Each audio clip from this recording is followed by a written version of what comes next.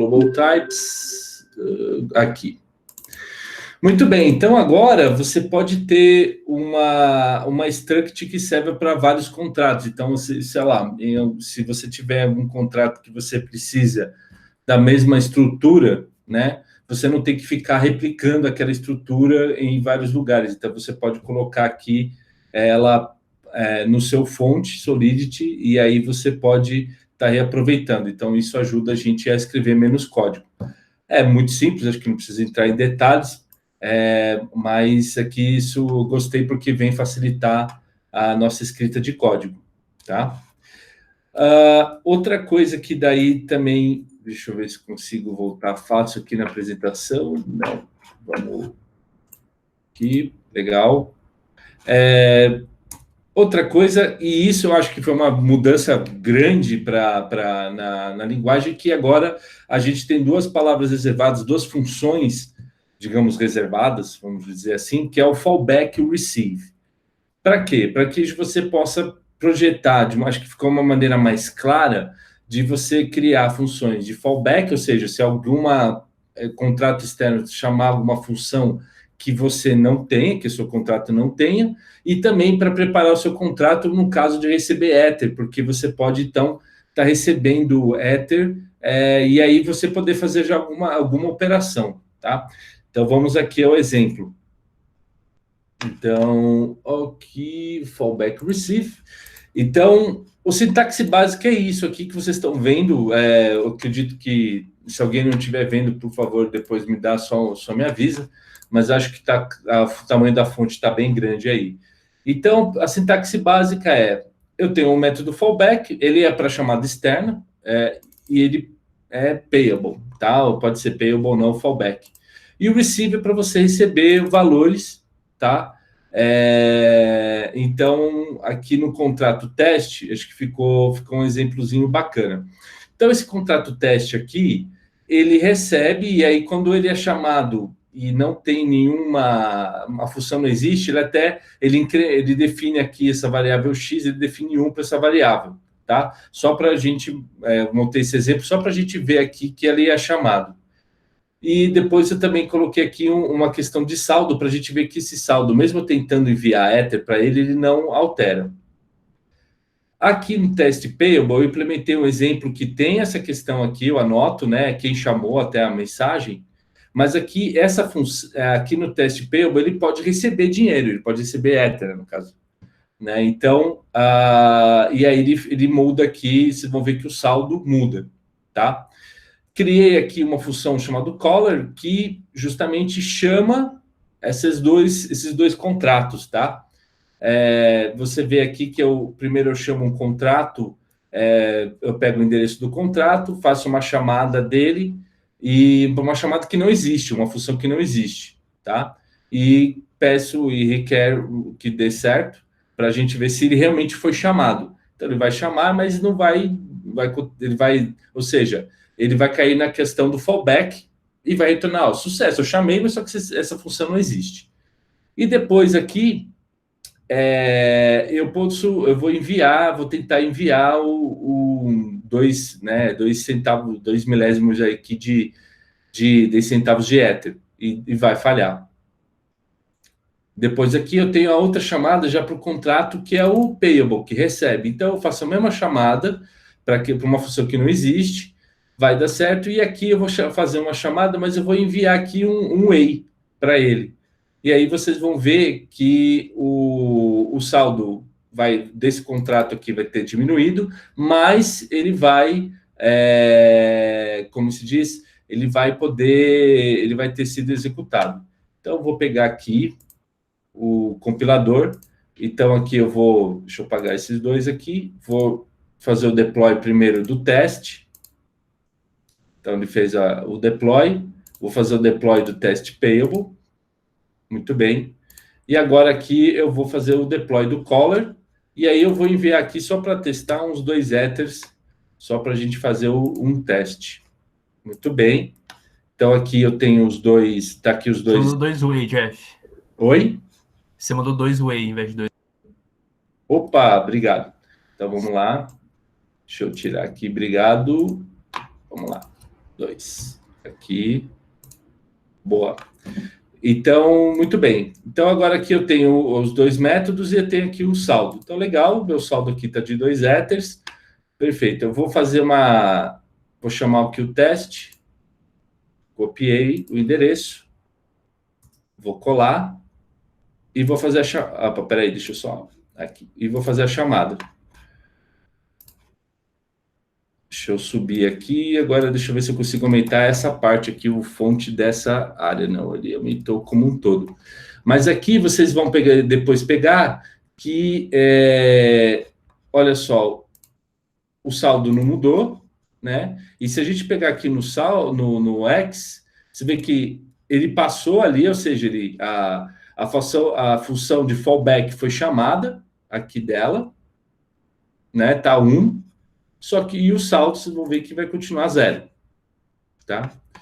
Vamos fazer aqui um outro exemplo da gente agora chamando o test payable. Copiei. Eu vou colocar o endereço aqui, deixa eu ver se ele copiou direitinho, porque às vezes o remix, isso, demora um pouquinho para copiar. Copiou. E agora eu vou fazer aqui a chamada para o test payable. Deixa eu só... Opa, acabei...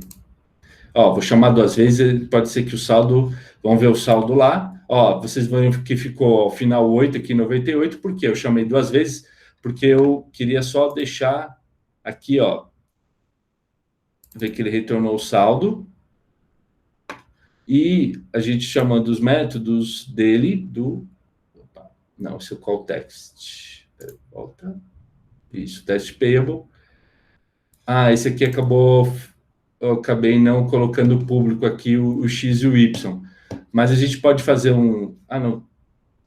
Por que o nosso amigo... Uma falha... Ah, não, aqui. Estou vendo o lugar errado, me perdoem, pessoal. Então, muito bem. No balance, ó, 2, né? 2 ways. E vocês viram que chamou o X e o Y também foi chamado. Tá? Então, ou seja, isso aqui você pode estar criando... então, aí controlar a nova forma no Solidity, no novo Solidity, de você tá aí controlando aí, fazendo as funções de callback e para receber, né? Que o seu contrato possa receber, tá recebendo o Ether. Vamos para o próximo ponto, que... Vamos lá. Está na apresentação. Ah, outra coisa que... Esse eu achei legal, que também foi muito bacana, é que agora mudou um pouco o jeito de a gente excluir o array. Eles implementaram um método pop, né? Que quem mexe com JavaScript está bem acostumado quando manipula array, né? Você tem o push e você tem o pop. Então, agora você não pode mais você diretamente alterar o comprimento do array. Então, vamos ver um exemplo aqui, ó. Vamos fechar esse aqui, vamos tirar esses contratos. Vamos lá, aqui, mapping, ok. Então, veja que aqui eu criei até um contrato simples, que ele tem um mapa de participantes, e você tem o mais importante aqui, que é esse array, o list participantes. E aqui, quando eu chamo esse método para adicionar um novo participante, veja que se esse participante, ele faz um if aqui para ver se ele já está na lista, e se ele está primeiro, ele retira, né? Então, eu vou aqui, ó, eu chamo delete, primeiro eu movo esse participante para o último item do array, depois eu apago esse último item e aí eu chamo o pop. E esse pop vai o quê? Ele vai reduzir o comprimento do array, tá? E aqui, depois, de novo, eu posso, aí se for, né, verdadeiro, se a pessoa quer realmente fazer parte, aí é adicionado lá o método push que a gente já está acostumado a utilizar, tá? Então, vamos fazer um teste aqui, vamos rodar e deploy, legal. E aqui eu vou pegar essa conta e vou falar que... vou dar o true aqui, falando, opa, quero participar. Deixa eu ver se rodou aqui. Vamos lá, o número de participantes, 1. Aí eu vou mudar a conta aqui, vou pegar outra e vou falar também que eu quero participar. Legal. Então, número de participantes, 2. Ah, mas aí agora eu vou voltar àquela primeira conta e falar, olha, eu não quero fazer mais parte, né? Vou colocar aqui falso. Como ele vai aqui, falso. Opa, acho que alguém tirou do mundo aí. Amém. Comentário aqui de Henrique, legal. Alguém pode colocar no mudo aí, ou será que é o meu áudio aqui? Antônio, que acabou de chegar. Antônio, se você puder colocar no mudo, bem-vindo. O Jeff estava no meio de uma explicação aqui. Tá legal. Muito bem. Aí agora, vamos chamá-lo aqui. Muito bem, a apresentação acho que foi... Deixa eu ver, vai. Ok, rodou agora. Legal. Aí aqui, ó, o número de participantes ficou 1. Então, ou seja, como o Henrique colocou aqui no comentário, né, length menos menos era sacanagem, realmente não era uma sintaxe muito boa. Ainda não é tão interessante como, por exemplo, no JavaScript, que você não precisaria desse delete, o último item, acho que... Mas, se o pessoal não implementou, acho que deve ter algum abacaxi no código lá do compilador que eles não quiseram mexer tanto. Mas já é uma evolução, a sintaxe fica já mais clara.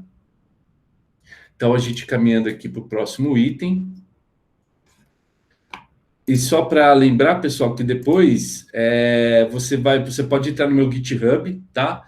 Lá tá tem o repositório desses fontes e vocês podem dar uma olhadinha lá nos exemplos, porque sempre ajuda. A gente precisa, poxa, como é que é aquele negócio que o Jeff mostrou, né, na apresentação? Então depois vocês conseguem olhar, dar uma olhadinha por lá, tá? O push. A grande mudança que teve foi que agora ele não retorna o número do novo item, né? Você vai dar o push, um valor novo, e ele não retorna nada. Se você quer, na sua função, você precisa retornar o novo comprimento do array, você tem que ir lá e pegar o length e voltar. Aqui eu coloquei aqui até coloquei aqui até a documentação nova. Aqui só tem um ponto que eu queria dizer que eu acho que não, ou alguma coisa não está implementando, tá? Que é o seguinte, você não consegue, lá na documentação está falando que você... depois a gente fala nesse ponto aí, que vou deixar até para alguns comentários a gente fazer no final. O push, ele fala que se você desse push, parênteses, né, sem passar parâmetro, ponto, e igual, e colocar o elemento novo, pelo menos na sintaxe do exemplo, falava que funcionaria. Fiz testes hoje e não funcionou. Então, assim, acho que é melhor, mais seguro, você dar o push, colocar e passar o elemento como o novo elemento dentro do parâmetro, como eu faço aqui, tá? Mas é só isso. Se você precisar, por acaso, retornar o comprimento do array, aí você faz como essa sintaxe aqui, que já todo mundo já conhece, que é você pega o length, né, o comprimento do array. Voltando aqui na sequência, vamos ver mais coisas novas, mudanças. O ABI Encoder V2, né? Então, como muita gente queria, não quer retornar aquele, sei lá, facilitar a vida, né? De você retornar uma struct direto, ou receber uma struct de parâmetro. Então, é o seguinte, não é mais considerado experimental. Na justificativa, minha interpretação, tá? É que eles mantiveram para o retrocompatibilidade. Leiam as documentações, tire as suas conclusões, vejam depois. Não é uma coisinha que pede, mas acho que eles viram, poxa, vai ter muito contrato que o pessoal já coloca lá, e eles mantiveram o experimental. Agora, o que também eu vi, aí é uma coisa que eu vi no Break Changes, a questão do otimizador, é que para eles acho que tem um bug existente, recomendaram não usar, se você usou o BIV Encoder 2, não usar com otimizador, tá? Então, só uma atenção, que foi a minha interpretação que eu li lá da documentação nova, tá bom? Então, também fica aí depois algum comentário, tá? Opa! Então, mas se você não utilizar o otimizador, você já pode usar isso. Eu sei que vai ter muita gente aqui, pelo menos da comunidade que eu conheço, que vai adorar essa feature nova de não ter mais que passar um retorno, por exemplo, de 10 campos e tudo. Realmente vai facilitar a vida. Outra coisa, aqui vamos começar uma parte que eles melhoraram o suporte se a gente pode dizer, orientação a objetos, tá? Então, que é o Virtual e o Override, tá? Então, você pode ter agora no Solidity, mais explicitamente, alguns métodos que você fala que, olha, com o Virtual, você diz que ele pode ser sobrecarregado, ou seja, que ele pode ser o contrato que vai herdar, ele pode substituir fazer uma implementação própria daquele método, né? Que é a famosa sobrecarga. Quem estudou um pouquinho de orientação a objetos vai lembrar disso, tá? Então, vamos ver um exemplo aqui que a gente tem para mostrar disso um pouco mais na prática. Só um minuto aqui. Vamos achar ele aqui. Override. Muito bem.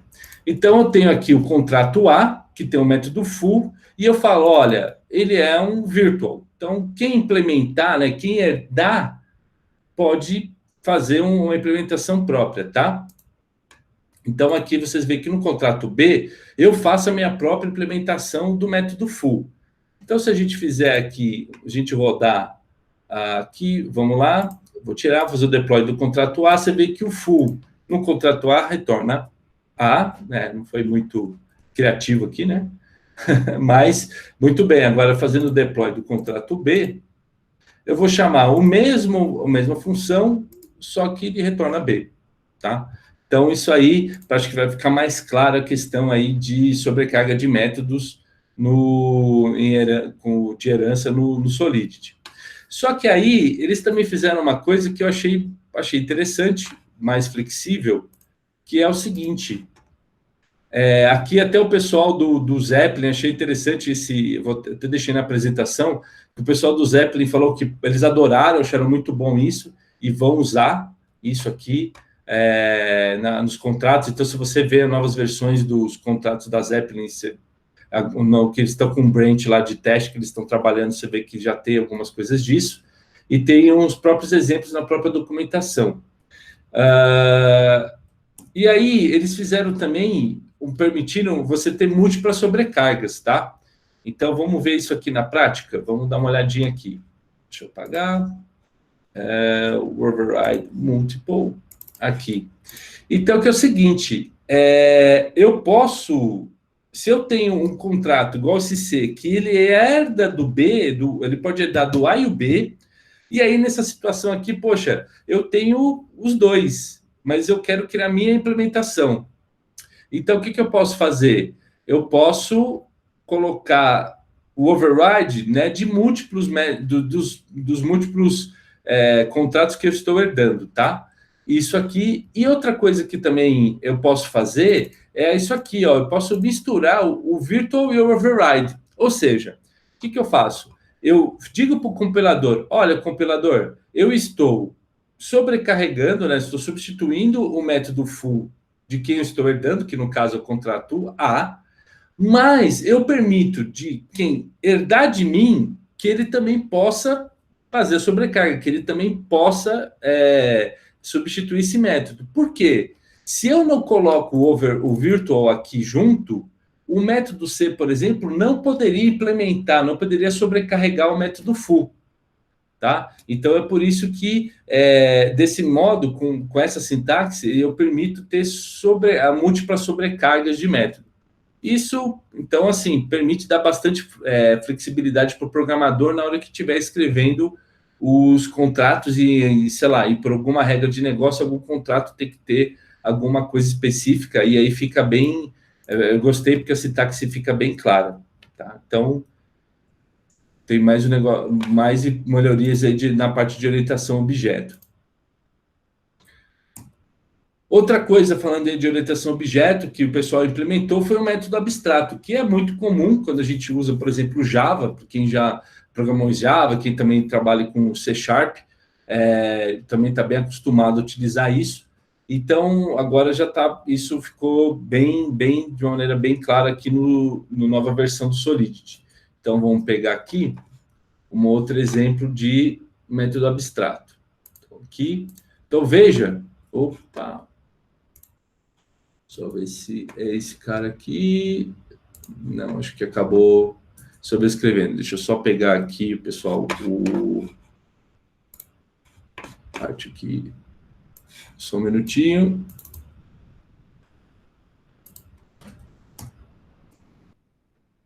É a famosa história, né? Quem sabe faz ao vivo. Ah, legal. Aqui, pessoal, agora voltou aqui.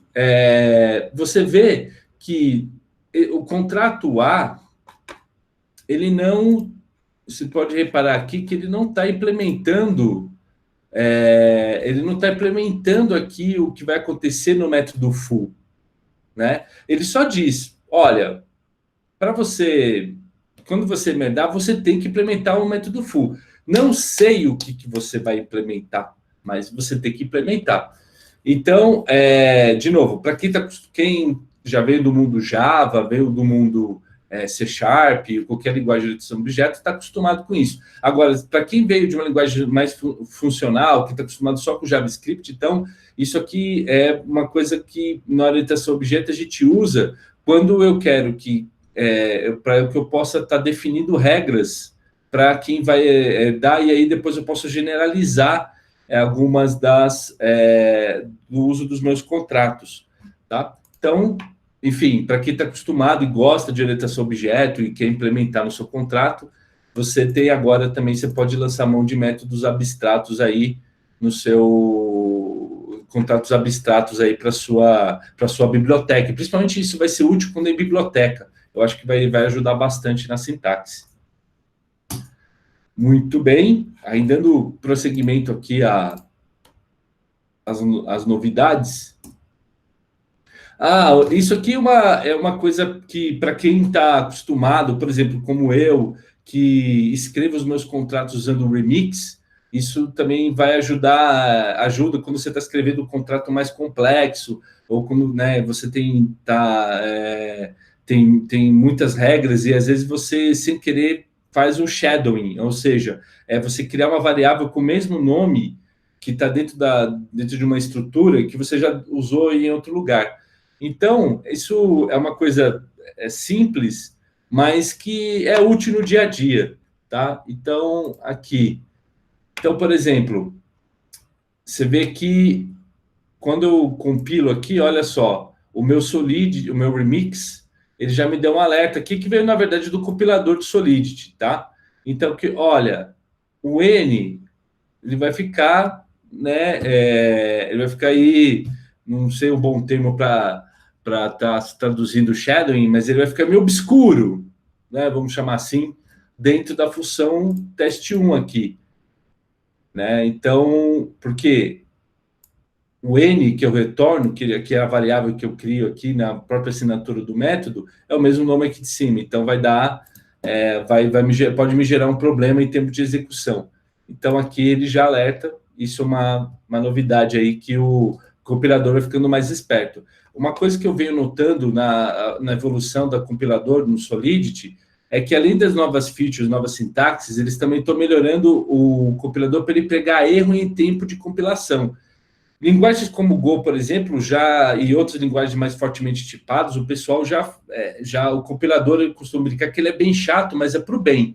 Ele pega é muito chato compilar, ele não tolera nenhum tipo tenta ser muito chato, não tolerar falhas, só que você ganha na hora da execução, que você não vai ter surpresas, né? Então, isso aqui eu tenho notado que os desenvolvedores do Solidity têm se esmerado em colocar mais dessas funcionalidades. Prosseguindo aqui nas novidades. Vamos lá, aqui.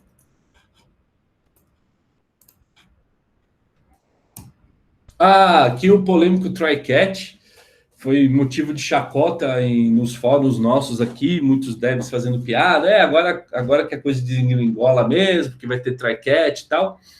Só que, assim, pelo que eu vi e fiz testes e tudo, para mim ficou o try-catch, vai ser muito útil, não para você fazer um try-catch dentro dos seus, de situações dentro do seu próprio contrato, né? Porque realmente você consegue lidar com os requires e outras coisas, lidar bem com isso, tratar essas possíveis falhas. Mas isso vai ser muito útil quando você chamar contratos externos, porque você tem menos controle, né? E até mesmo situações da rede, que você também controla menos ainda. Se a rede está congestionada, se por acaso o client que você está usando, o seu nó, deu algum problema, enfim. Aí o try-catch vai ser muito útil. Então vamos pegar aqui, vou mostrar um exemplo que eu preparei, que eu peguei aqui para vocês. Então, aqui. Então, nessa situação aqui, eu criei um contrato que sempre vai dar erro, tá? Então, aqui, ele, né, o require always fail, porque sempre aqui vai ser falso, tá? E aqui, como eu falei, eu tenho um outro contrato, né? O contrato teste, ele tem uma instância do contrato de erro, né? E na função, vou chamar aqui o método erro, que obviamente, como vocês estão vendo aqui, né, na linha 5, vai dar problema, vai dar um require, vai voltar. Só que aí, então, a vantagem é que aí o programador, eu consigo, aqui através do catch, tratar isso. E se for um require, por exemplo, que é uma coisa que foi, se não me engano, na versão 5 do Solidity, né, que foi implementado, que ficou muito mais claro, né, você você retornar o erro. E aí, se você ainda retorna uma mensagem, então fica melhor para quem está recebendo, está consumindo o seu contrato, tá? Aí ele pode ele pode tratar isso, né? Se você não tratar, se você não se interessar, se não tem interesse nenhum na mensagem, você pode até ignorar aqui esse valor, tá? Mas, enfim, você pode até mesmo retornar o motivo do erro ou alguma situação do seu método, tá? Se por um acaso não for um caso, uma situação que não foi por um require, foi alguma outra situação, né? Ele vai retornar aqui um bytes, né? E que você pode estar fazendo o quê? Se, por exemplo, você chamou algum método que não foi implementado, por exemplo, alguma coisa do tipo, né? Você pode ele vai tornar não uma mensagem, porque não foi um erro que tem um require, né? Não foi um erro, digamos, mais de negócio, né? E aí você pega esses bytes que foram retornados, e aí você pode também fazer alguma coisa com isso, ou você pode simplesmente ignorar esses bytes, igual eu fiz aqui. No caso, como a lógica era para retornar a mensagem de erro, era uma string, eu falei, olha, se for alguma chamada inválida, só retorna um código fixo, né? Enfim, aí vocês criam a lógica de vocês, o que vocês acharem que for mais importante para a sua lógica de negócio do seu contrato. Mas eu acho que isso aqui vai ajudar muito, principalmente no mundo agora de DeFi, flash loans e etc. Ou seja, que eu chamo 10 mil contratos pela rede numa mesma transação. Eu acho que o try-catch vai poder ajudar bastante aí o pessoal fazer um código ficar mais claro e poder tratar diferentes situações. Continuando aqui nas novidades. Agora também a gente tem array slices, né? O slices de array, que, por exemplo, já tem em outras linguagens. Eu uso muito, por exemplo, em Go, isso é muito comum você pegar, olha, poxa, eu preciso pegar só um segmento daquele array, então agora eu consigo fazer isso com Solidity também, tá? Vamos dar uma olhadinha aqui no exemplo. Slice aqui. Então, por exemplo, eu peguei aqui criei um array de bytes, né? Peguei aqui o hexa um hexa, e eu fiz aqui dois métodos, um que me retorna partes deles, então, ou seja, qual que é a sintaxe, né? Eu pego esse array, passo primeiro na primeira parte, onde eu quero que comece, e depois aonde eu quero que termine. Então, vamos dizer, se eu tenho 10 itens, eu posso colocar, olha, me traga os elementos 2 a 7 desse array. Eu não quero todo o array, eu quero só dos 2 ao 7, e aí ele vai criar uma outra, e aí ele retorna para você um array só com aquele segmento que você quis, tá? Então, vamos rodar aqui para a gente fazer um teste. Vou pegar aqui. Fiz o deploy. Então, por exemplo, vou chamar primeiro o test all. Aqui, ó, ele retornando aqui no evento. Ó, vejo que eu pego o primeiro item, eu quero só um item, né? Aliás, nem o primeiro item, é 0. Ele não retorna nada. O primeiro item, olha só, aqui ele retorna para a gente o AB, e depois eu quero o segundo, ele me retorna aqui o A, B, C e D, que eu peguei todos os itens do array. Se eu colocar aqui, deixa eu ver se vai dar certo, vou colocar aqui um hexa, por exemplo, 33, se não me engano, que é o B ou o A, 34, 35, 36, 37, que coloquei. E aí eu vou querer só o N, eu quero o 2. Então, vamos chamar, descer aqui, vamos ver o que ele retornou para a gente.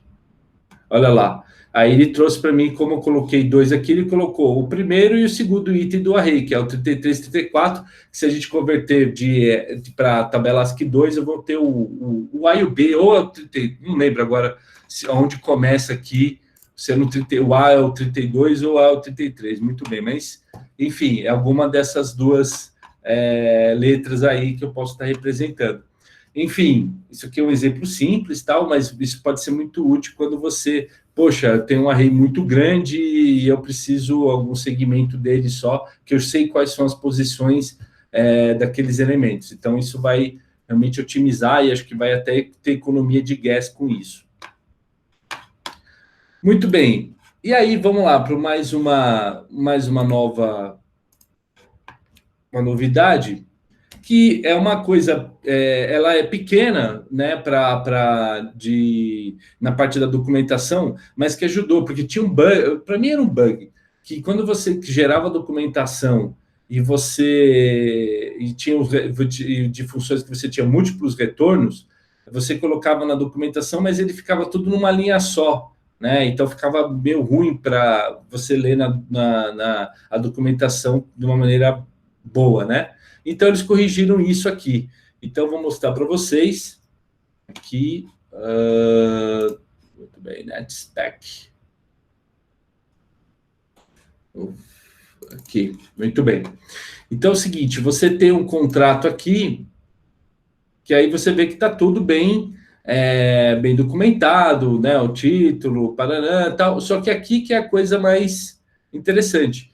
Você tem 2 retornos. E antes ele ficava tudo numa linha só. Então vamos ver aqui, ó. Assim era antes, ó, da versão 0.6. Ele retornava, olha, só uma, como está aqui na linha 58, tá vendo? Então você ficava a documentação do retorno ficava própria, porque ele só fazia acho que fazia um join meio mal feito ali no JavaScript, talvez, para fazer isso. E agora não, agora eles fizeram uma melhoria. Então, agora ele já vai sair o returns e vai sair direitinho aqui um array, cada um com a sua linha, tá? É uma mudança simples, tal, mas que na hora, quando você está fazendo a sua documentação, ou principalmente, né, você vai projetos grandes, que tem muitos devs que vão ler, e às vezes esse CI é todo automatizado, tanto a compilação quanto a geração da documentação, vai facilitar para quem estiver consumindo e estiver lendo, tá? Então, pessoal, lógico, tem mais coisas, tem coisas até que vale a pena você dar uma olhada no que está. Tem uma parte que ele fala aqui, onde o Breaking Changes, tá? Deixa eu até aumentar aqui. Vale a pena quando você tiver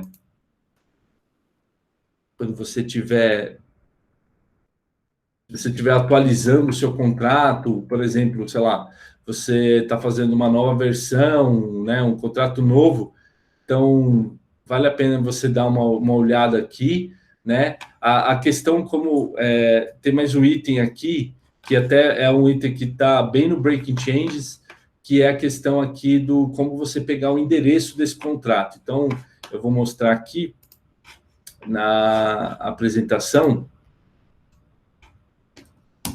que isso aqui é uma coisa que foi uma quebra, né? Então tem que tomar cuidado quando você escrever o contrato novo, que é como obter os endereços de funções ou endereço externo do contrato. Então vou mostrar aqui para vocês um exemplo disso.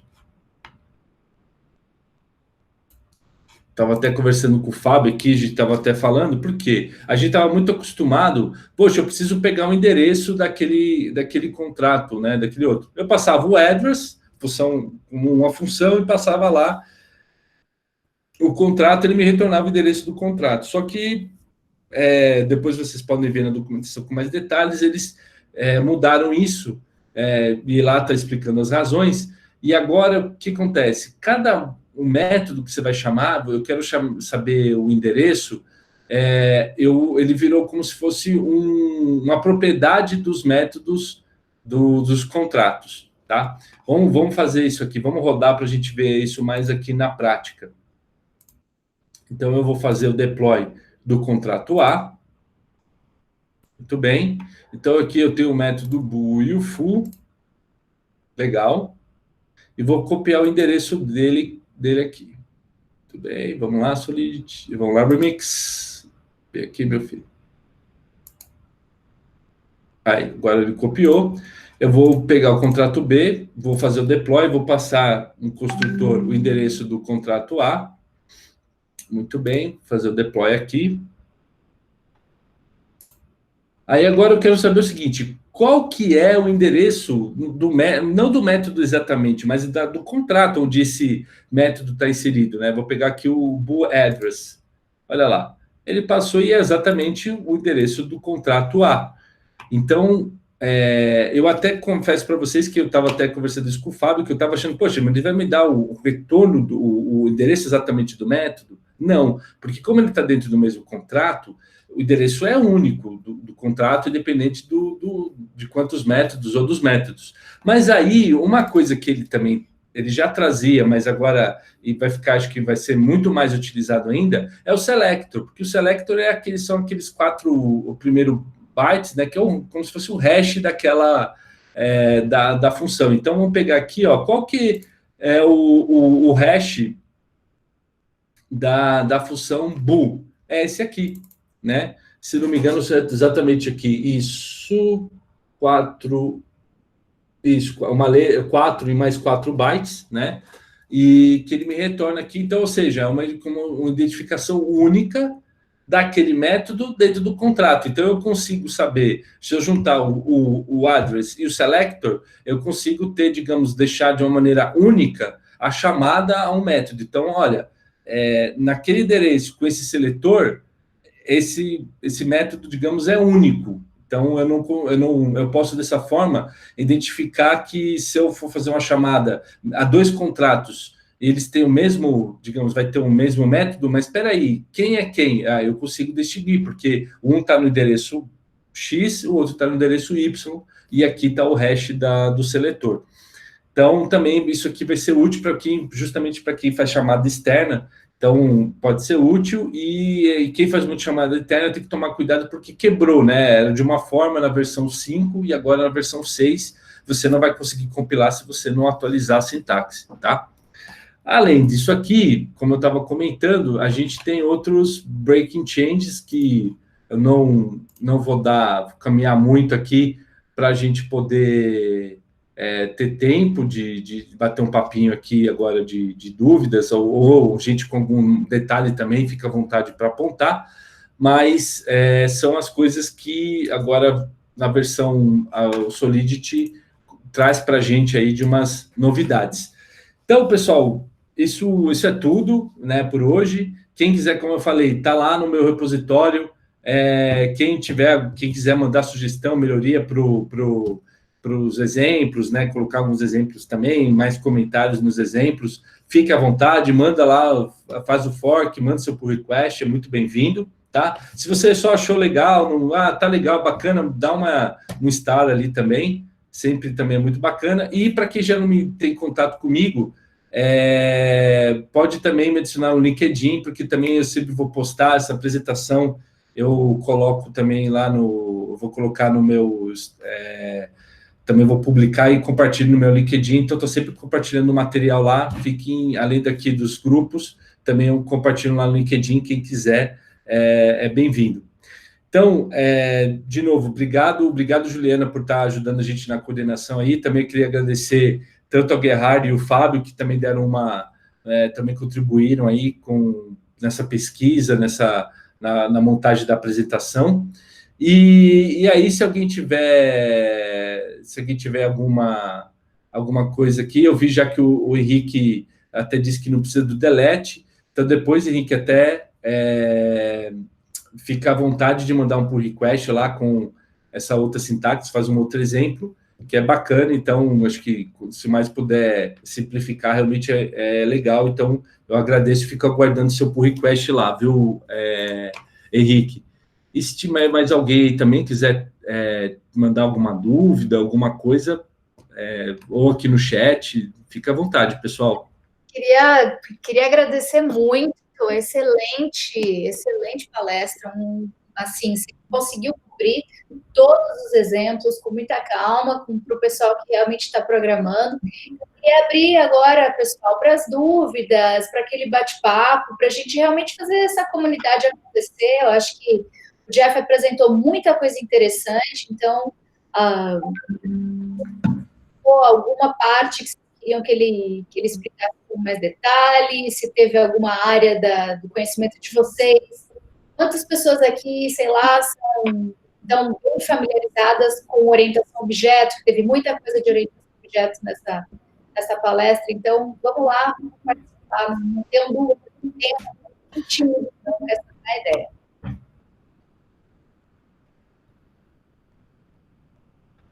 Deixa eu ver aqui se tem alguma coisa pelo chat. Bom, tem mais gente... Pessoal, também fica à vontade, depois a gente está sempre nos canais, né? Tem lá no Telegram do It's Encrypted, também, como eu falei, tem os canais ali, se também alguém, às vezes agora, alguém está doendo, por causa da horário, né? Não pode dizer alguma coisa, tudo bem, mas fique à vontade também, se depois quiser se manifestar, né? Mandar dúvida por texto também, vocês... a gente está lá, como a Ju falou, a gente está lá nos canais, sempre, né, colaborando, tirando dúvidas, a gente também pode ajudar por lá. Então, vamos lá, Jeff, o que você indica assim, para a pessoa que não programa ainda em Solidity, que está começando agora em 2020, o que tem de curso legal? Vale a pena a pessoa direto já ir mergulhando na documentação? O que você tem visto de educação em relação a Smart Contract? Deixa eu ver uma coisa, então, aproveitando isso que você está falando, Ju, deixa eu ver. Tem alguém aqui que digamos, nunca publicou nenhum contrato, que está começando agora?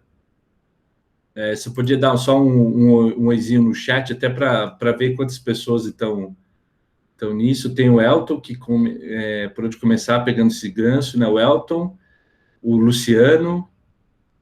Tem mais alguém que está começando ou a galera já tudo veterano? São developers, eu estou imaginando. Ali, o isso, legal. Estou sem dúvidas e sem pentear o cabelo. Legal, Thiago. Microfone, Thiago. Não sabe nem a câmera. E legal. Então, Elton, Luciano e Felipe. Eu acho que, assim, tem alguns tutoriais bacanas na web que estão... para quem está começando, os exemplos que tem, até mesmo na própria documentação do Solidity, são exemplos bem documentados e são exemplos que estão explicando bem. Toma só cuidado, porque tem muito material na web que ainda é do Solidity, principalmente muito do 0.4, que foi quando teve aquela boom dos ICOs, aí muita gente estava falando, etc., Então, e o código, assim, está bem defasado, tá? Então, toda vez que você pesquisar um tutorial ou ver, verifica se aqui, ó, nessa primeira parte, deixa eu até compartilhar minha tela de novo. Cadê? Tiago, aqui. Present now. Então, vou sair aqui do modo de apresentação. Vamos lá, aqui. Olha só. A primeira linha que você vai aprender, que você tem que colocar, é o Pragmas Solidity e a versão do Solidity. Então, sempre procura, eu sempre coloco, quando eu tenho alguma dúvida no Solidity, o que eu faço? Eu vou no Google e coloco, por exemplo, how to send token Solidity, e aí coloco entre aspas para o Google forçar só me trazer resultados que tenham 0.6, porque aí vai me trazer só exemplos que tenham do Solidity novo. Ó, o primeiro item aqui, vamos ver, Token Advanced.sol. Eu dei azar e esse aqui não é um bom exemplo, porque sabendo que ele fala, olha, esse contrato, o código dele é compatível com a versão 0.422, maior ou igual, ou menor que a 6. Ou seja, esse aqui você vê um exemplo. Ele não é compatível com a versão nova do Solidity. Então, ele não é um bom exemplo. Mas vamos ver um outro aqui. Outro também. Não, olha só porque eu fui falar, né? Não fui feliz aqui no exemplo. Mas esse aqui tá legal, ó. Olha, aqui ele pode ter a versão 7, mas eu tenho algum outro aqui que é 0.6. Enfim, pessoal, vocês entenderam acho que o que eu quis dizer, não acabei sendo traído aqui pela questão do coisa, mas primeira coisa, procure se o exemplo é maior que o 6. Outra coisa, para quem não conhece, vocês vão ver que tem muitos exemplos do Truffle, tá, pessoal? Então, assim, você às vezes não é um programador JavaScript e tal, e você não é obrigado, né, a trabalhar com JavaScript. Então, se você trabalha com back-end, com por exemplo, Java, PHP, .NET, Go, outras linguagens, então você pode... Qual a melhor ferramenta? E mesmo se você trabalha com JavaScript, eu recomendo muito, é o Remix, porque no Remix ele vai te dar alerta em tempo real de que você está programando, você vai poder fazer um teste numa máquina virtual em JavaScript, e você pode também, se você quiser fazer o deploy numa rede de teste do Ethereum, né, igual eu estou aqui na Rinkeby, você pode usar o Objective do Web3 e escolher aqui seu ambiente, ou até mesmo, por exemplo, sei lá, se você quiser uma rede alternativa, por exemplo, como o do JP Morgan, agora me fugiu o nome, me ajuda aí, Jô, aquele do Quorum, isso, você pode usar o Quorum, ou você pode também usar... poxa, eu quero fazer isso no Reploy na rede da RSK, né, mesmo, que é uma outra rede paralela que eles usam o Solidity, também é compatível com a EVM, né? Então, você, usando o Remix, você pode estar publicando o seu contrato nessas outras redes blockchain, não só na própria do Ethereum, tá? E até mesmo uma rede privada, que caso, sei lá, dependendo da sua situação de negócio, você pode ter que estar usando. E tem os plugins aqui, então, por exemplo, plugin que gera até mesmo documentação automatizada, né? Você tem vários plugins. Então, ou seja, eu acho que para quem está começando, o Remix é a melhor ferramenta, tá? Beginner do beginner. O Remix, então, é essa IDE, né? Eu acho que talvez o pessoal, só para aproveitar então um gancho, Elton, Luciano e Felipe, vocês já trabalham com outra linguagem, eu suponho. Vocês podem só confirmar para mim, até para ajudar aí com a Ju.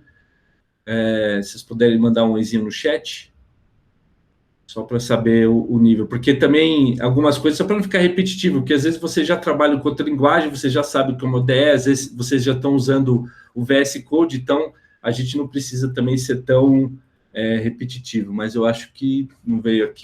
Mas eu estou assumindo... Olha lá, o Luciano já trabalha, então já usa o VS Code, já sabe que é uma ideia. Eu vou também assumir que o Felipe e o Elton também já trabalham, porque ele já não... O Elton, olha lá, sim, mas o base JavaScript, ok, mas já trabalha com outra linguagem.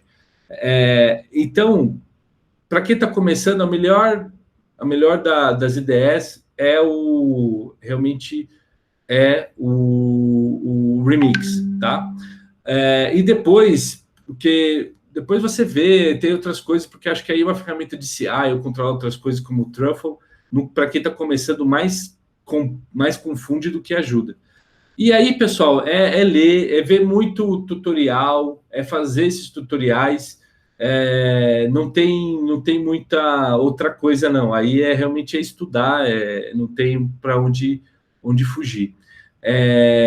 De novo, tem vídeos, tem tutoriais, só tomem cuidado com isso, só procurem materiais que já estão atualizados. Hoje mesmo, eu vi teve um tutorial bem famoso que está acho que no Medium do pessoal da CoinMonks, e que o autor atualizou para a versão nova do 6 do Solidity. Então, procurem materiais atualizados. Muito bem, obrigado. Legal, muito bem. Valeu, Elton. Sempre está aqui. Acho que em breve, a gente também já está pensando e já vamos produzir um site que a gente vai poder colocar alguns links ali. Hoje, a gente basicamente tem um grupo no Telegram do It's Encrypt, que acho que a Juliana pode depois colocar no chat aí, um link de convite, tá? E a gente também depois, para aqueles que, poxa, eu não vejo muito Telegram, a gente também tem um grupo no WhatsApp também, que dá para a gente, para quem quiser e que está mais acostumado vendo o WhatsApp dia a dia também, aí depois pode me pingar, vamos dar uma mensagem em privado que a gente coloca. Mas hoje o It's Encrypted está lá, e para quem usa Telegram já está bem fácil de acessar. Aí a Ju até já colocou ali, é facinho de entrar. Então, pode colocar ali. Volto aqui, então, vou dividir tela um negocinho que eu estava mostrando para eles no começo da tua apresentação, né? Que vai rolar, Jeff, uma Solidity Summit. Então, mandei aí um slideshow, deixa eu ver se eu consigo dividir, cadê? Vai rolar nesses próximos 2 meses, tem muita conferência acontecendo online e todas de Ethereum são gratuitas, né? Então, para quem perdeu aí o comecinho, eu estava passando umas dicas, principalmente, a primeira é o bate-papo, né, que na verdade está falando It's Encrypted, que é o meu login, mas o chat, vocês procuram o Telegram por Blockchain Juju, tudo junto. Vai achar esse cadeado aqui, e é lá que eu costumo colocar tudo que está acontecendo, de novo, né, as notícias que eu acho interessantes, material bom para ler, às vezes algum tutorial, alguma coisa. Então, não percam, porque lá é sempre, não necessariamente, às vezes é meetup da nossa comunidade, mas o que está rolando de bom. E esses 2 próximos meses, tem 3 conferências que eu queria chamar a atenção para vocês. A primeira é a Solidity Summit, que vai acontecer agora no final do mês. São 2 dias, vários eventos, vários workshops. Então, é um mega gancho para vocês começarem a usar o Remix pela primeira vez, que é essa IDE, né? Vai abrir aqui para vocês vão conseguir aqui vocês vão ter a versão que vocês vão conseguir usar, vão automaticamente ter moedinhas para você usar, as testnets e tudo mais. Então, é uma ideia bem interessante, sai clicando, sai conhecendo e fazendo acontecer. Principalmente, vocês vão trabalhar no environment de JavaScript, tá? Na VM de JavaScript, que é onde vocês vão ter aqui de presente 100 Ethereums. E daí vocês vão ficar mandando uma transação para outro endereço através daqui. Então, bem basicão, mas é isso que acontece dentro do Remix. Então, tá aí a Solidity Summit. Já na sequência, acaba a Solidity Summit, já dorme, já acorda, toma café e começa a DeFi Discussions, que é essa conferência que praticamente ela vira à noite, são papos de 20 minutinhos. Eu participei do primeiro deles, que o pessoal da Dystopia Labs fez. Eu vou colocar tudo isso depois no Blockchain Juju, mas são papos rápidos, com muita gente que faz acontecer na comunidade. Vários projetos muito bons, o pessoal que faz transação sem gastar gas, pessoal do Aztec, que estava aí no mês passado. Então, o pessoal do Melon Protocol. Tem muita gente bacana de blockchain, gente séria, e os papos são bem rápidos, então vale a pena vocês olharem. O Jeff estava agora falando do Truffle, o principal head de desenvolvimento do Truffle vai falar também.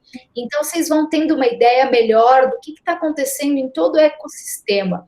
De novo, é tudo de graça. Depois, entra lá, DeFi-Discussions. Só procure aqui que vocês vão pegar o ticket já de presente.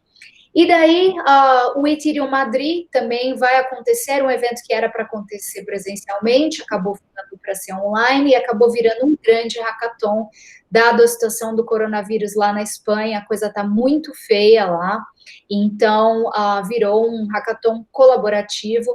Fiquem de olho também. Agora, de 22 a 31 de maio de 2020, tem blog, tem curso, tem muita coisa nessa página ethereummadrid.com, tá bom? Então, apesar de ser em espanhol, acho que vale bastante a pena dar uma olhada. Gitcoin também está bombando com a questão de grants, funding. Se você é beginner no Ethereum, você sempre vai conhecer bastante esses quests, que são esses joguinhos, né? Então, na parte principal aqui, você consegue ir para a parte de... Aqui dentro tem os bounties, os hackathons que estão acontecendo, mas os quests é onde eu sugiro vocês começarem, que são jogos, eles meio que te forçam a ler o material, tem uma parte aqui para beginner, você lê, depois você responde as perguntas e no final você ganha um prêmiozinho. Então, é bem bacana o site do Gitcoin, depois eu mando um referral code para vocês, tá bom? Então, tem muito recurso, muita coisa bacana que o pessoal aqui não fala. E daí, queria apresentar para vocês o bot do chat, que é o bot da semana. Quem puder colocar tracinho oneup, @itsencrypted aqui dentro, eu agradeço muito. Então, é só entrar aqui, o oneup, @itsencrypted, oneup@itsencrypted. Eu agradeço, porque daí cai umas moedinhas lá para mim. E daí, para o próximo Meetup, queria também abrir para a comunidade, se a gente vai falar de escalabilidade, sobre o IT 2.0 com a galera da Prismatic Labs, ou se vocês querem algo mais focado para privacidade, para encriptação, ferramentas de encriptação e reencriptação bastante fortes. Então, eu queria abrir para discutam aí, me falem o que vocês acham que mais vale a pena para o próximo, tá bom? Fábio Teixeira da Costa, muito bem-vindo, são 8 horas da noite, estamos praticamente encerrando o Meetup, mas passando aqui os últimos recados. Pessoal, mais dúvidas para o Jeff? Aproveitem esse momento aí para vamos trazer o que vocês querem, que a gente deve mais aí para essa comunidade, porque vocês são as pessoas que mais interessam a gente, né? A audiência técnica do Brasil, a audiência que está interessada em programar em blockchain, então o que mais que a gente pode trazer para vocês?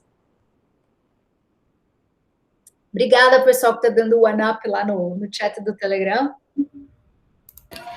Oi, Jeff, tudo bom? Parabéns aí, viu? Pela apresentação, pelo cuidado. Queria te perguntar o que você não gostou, o que você acha aí que ainda tem que melhorar, o que você estava esperando mudar e não mudou? Eu acho que senti falta daquele negócio do manter o V-Code, a ABI V-Code experimento, aquela sintaxe não me agradou ainda, acho que é um negócio que tem que melhorar, né? Então, o tratamento de dados complexos. Justamente a questão do array ainda, também, eu acho que tem outras implementações em JavaScript, filtro, algumas coisas assim que eu acho que faz falta, né? Então, são duas coisas que ainda me incomodam muito no Solidity, né? Que eu acho que ainda tem espaço para melhorar.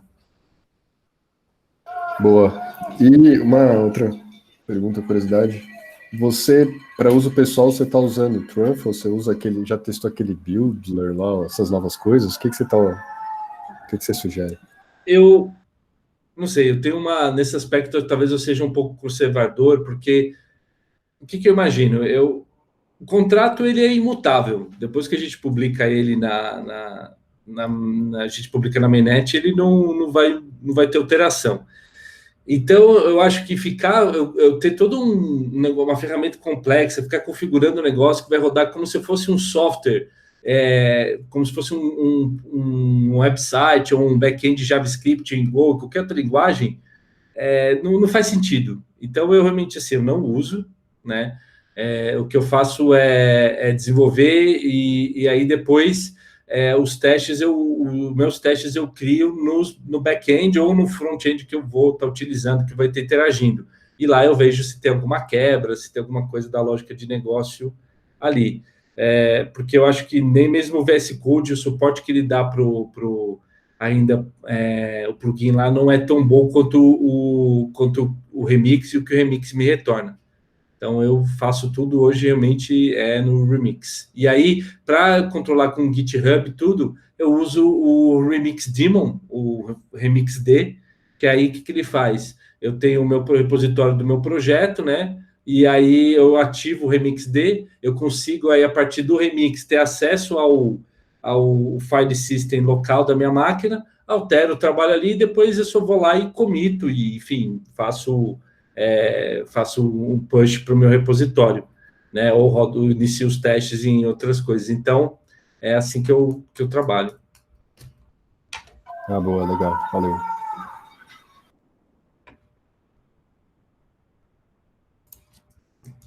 Bom, eu queria agradecer, agora pelo adiantar da hora eu vou ter que até me desconectar, mas, de novo, agradecendo aí, espero que ajude vocês, ter agregado um pouco de conhecimento aí, e agradeço mais uma vez a Juliana, também o Fábio aí pela força, né, pela ajuda aí da gente estar organizando, e a ideia, como a Juliana está falando, é colaborar com vocês, a gente poder se ajudar, acho que é uma troca, tá bom? Obrigado, pessoal. Fala uma coisa, a tua apresentação de hoje, teu slideshow, você pode dividir isso com o pessoal? Sim, já estou colocando aqui no meu LinkedIn, depois eu coloco no Blockchain Juju também. Sensacional, muito obrigada, de coração, foi muito bom, assim, você seguiu todos os exemplos que o pessoal lá colocou, assim, só tenho a te agradecer, Jeff. Que isso, fico alegre em poder colaborar com a comunidade. Então, uma ótima noite, pessoal. Valeu. Falou, Valeu. Boa noite, pessoal. Valeu. Dando um oi aí, fico muito feliz que vocês vieram, viu, gente?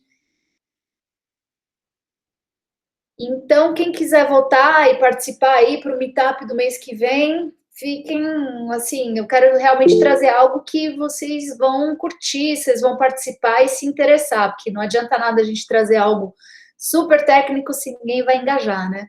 Então, queria muito a participação aí de vocês bastante ativa. Obrigada por hoje, que fique de incentivo para todo mundo começar aí a mexer nas ferramentas do Remix, enfim. Henrique, se você quiser, que ainda está por aí, contar um pouco da tua experiência, como foi teu começo como developer, alguém que já tinha um background muito forte em JavaScript, como é que você veio? Bom, você está me ouvindo bem aí? Sim. Tá. Assim, gente, eu tive meu primeiro contato com esse mundo de blockchain lá em 2016, mas 2016 isso era tudo mato, entendeu? Se as ferramentas já estão, assim, tem vários pontos de melhoria hoje, imagina 4 anos atrás, tipo, não tinha absolutamente nada. Eu lembro até que durante as minhas aventuras iniciais com Ganache, essas coisas, eu encontrei um problema, um bug. Eu abri um issue lá no repositório do Ganache em 2016 e ele só foi resolvido em março de 2019. Então, pra vocês terem noção, tipo, de como que era a coisa, né? E aí foi até uma das razões que eu acabei decidindo não dar muita atenção para isso naquela época, né? Eu estava começando minha carreira e eu achei que eu precisaria, talvez, talvez uma indústria um pouco mais tradicional assim fosse melhor para mim naquele momento para ganhar os skills que eu achava necessário, né? Então comecei, né, vou sair dessa área de blockchain e cripto e fui trabalhar em startups, trabalhei em algumas startups aqui de São Paulo. E aí, 2018, que teve, né, aquele ano terrível para cripto, eu pensei assim, né? Chegou o final de 2018, eu pensei, puta, acho que o que sobreviveu provavelmente é sólido. Então, acho que tá na hora de começar a voltar a olhar para isso, né? Eu sempre acompanhei, assim, por hobby, mas não estava mais acompanhando de perto, assim, profissionalmente e tal. E foi aí que eu acabei conhecendo o Juliano, em um meetup presencial, né, no caso, antes do coronavírus. Tinha alguns meetups rolando aí, eu fui em um meetup, coincidentemente era um meetup sobre Solidity também, que quem deu foi o Matheus, que ele é um dev, ele é BR também, e ele é meu colega hoje na Kleros. Ele já trabalhava na Kleros na época, né, ele deu mas basicamente uma introdução ao Solidity, assim, então foi bom para eu relembrar várias coisas. E aí foi aí que tudo começou, né? Tudo voltou, a minha vida voltou a ir um pouco mais para esse lado de blockchain. Eu tive a oportunidade de trabalhar junto com a Juliana em um projeto aí, né? E depois eu acabei, no começo desse ano, eu acabei conseguindo uma vaga uma vaga para trabalhar junto com a Kleros. Não sei alguém aí conhece o projeto da Kleros?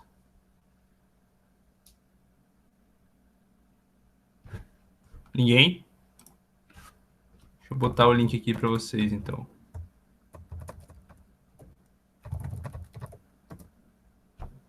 Opa! Sobrou um T aqui.